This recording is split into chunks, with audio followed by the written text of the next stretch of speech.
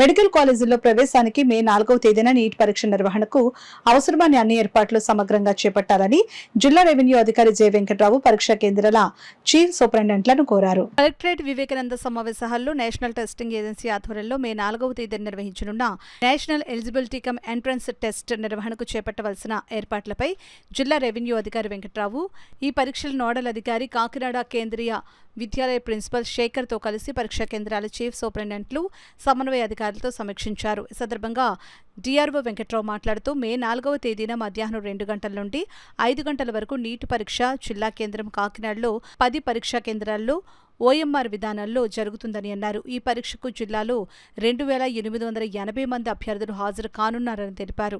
ఎంపిక చేసిన 10 సెంటర్లలో పరీక్షలను సజావుగా నిర్వహించేందుకు అవసరమైన ముందస్తు ఏర్పాట్లు చేపట్టాలని ఆయన చీఫ్ సూపరింటెండెంట్లను కోరారు. పరీక్షల నిర్వహణకు రెగ్యులర్ ఉద్యోగులను మాత్రమే ఇన్విజిలేటర్లుగా నియమించాలని, సైన్స్ బోధనా నేపథ్యం కలిగిన వారెవరిని నియమించకూడదని తెలిపారు.